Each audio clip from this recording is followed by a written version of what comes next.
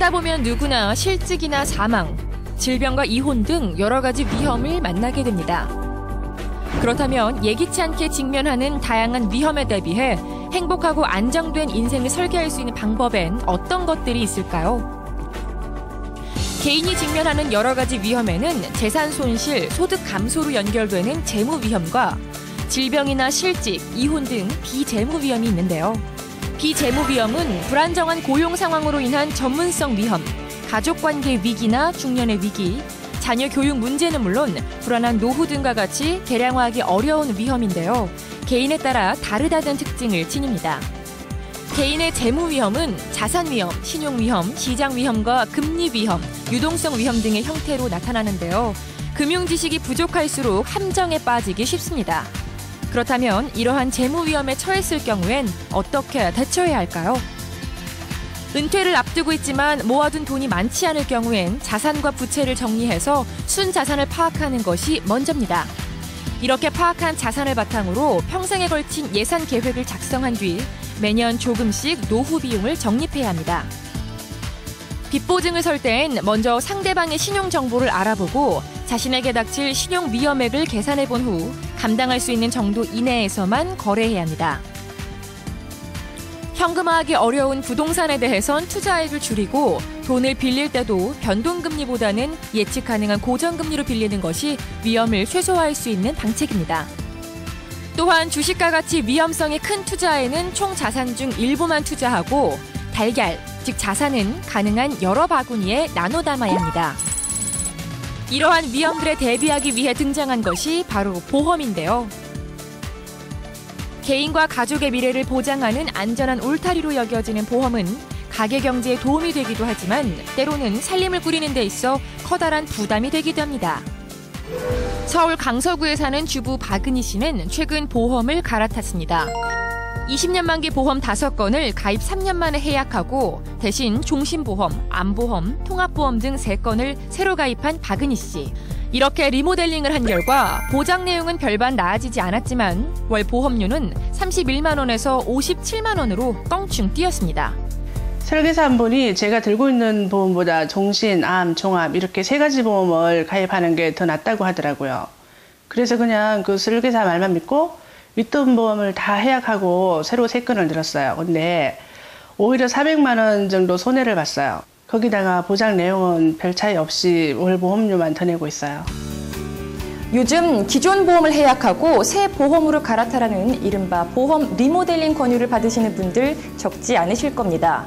하지만 새 보험의 계약 내용이 좋다고 무조건 기존 보험을 해약하면 손해를 보기 십상인데요. 때로는 득이 되기도 하고 또 때로는 독이 되기도 하는 보험 리모델링의 모든 것. 부족한 부분은 채우고 과한 부분은 줄이는 똑똑한 보험 다이어트 방법 지금부터 알아보겠습니다. 2011년 국민 1인당 보험 가입 건수는 평균 3건, 1인당 한 해 보험료는 연간 300만 원 이상입니다. 국내 총생산 대비 한 해 수입의 11% 이상을 보험료로 지출하고 있습니다. 보험에도 다이어트가 필요하다는 인식이 높아지고 있지만 잘 알아보지 않고 섣불리 전환했다간 피해를 보기 십상입니다. 과거에는 고금리를 주는 고정금리형 저축성 보험 상품이 많이 판매되었으나 현재는 대부분 변동금리형 상품이기 때문에 섣불리 과거 상품을 해지하는 것은 금전적인 손해를 보실 수가 있습니다. 기존에 가입하신 보험 상품이 자신이 변화된 상황에 맞지 않거나 처음부터 설계가 잘못되었다면 보험 리모델링이 필요하실 수가 있습니다.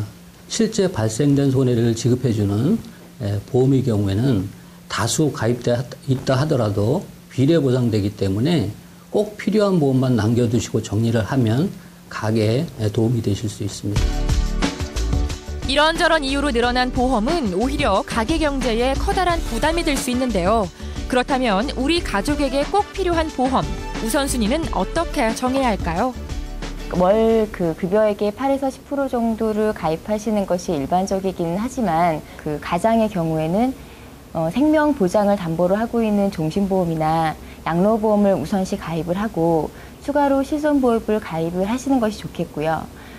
부인의 경우에는 실손보험을 우선 가입을 하고 그리고 노후 생활비를 포커스에 맞춰서 그 연금보험을 가입하시는 것이 좋겠고요.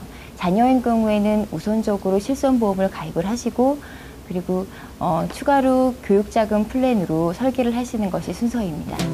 가족 구성원 1명당 실손 의료보험 하나, 가장은 사망보험을 들어두고 필요에 따라 연금보험이나 교육보험, 성인병 특약을 추가합니다. 중복되는 보장에 과다한 금액을 부담하고 있다면 정리가 필요한데요. 이리저리 따져보고 꼭 필요한 보험만 남겨놓는다면 매달 새어나가는 돈까지 붙잡을 수 있습니다. 만약 중복보험으로 금액이 중복해서 나간다면 필요한 부분은 남겨두고 특약이 첨가된 부분만을 예약할 수 있는지를 면밀히 살펴보시고요. 가입하시기 전에 보장 기간, 그다음에 보장 범위, 연금 전환, 그리고 보장을 받을 수 없는 대표적인 사례들을 확인해 보시는 것이 좋겠습니다. 2010년을 기준으로 한국 노인의 빈곤율은 45.1%에 달합니다. 노인 2명 중 1명은 빈곤층이란 것이죠. OECD 회원국 중 우리나라보다 경제력이 뒤지는 멕시코의 노인 빈곤율은 22.8%로 우리나라의 절반 정도에 불과합니다. 위험 관리에 대한 필요성이 더욱 절실해지는 이유입니다. 건강을 관리하기 위해 술과 담배를 멀리하고 신용을 관리하기 위해 소비액을 줄이고 빚을 갚는 것처럼 언제 닥칠지 모르는 위험에 대비하는 것이 중요한데요. 안정되고 풍요로운 노후를 위한 재무 설계의 기초, 보험. 다양한 보장을 꼼꼼히 비교해서 다가올 미래에 대비하는 지혜가 필요하겠습니다.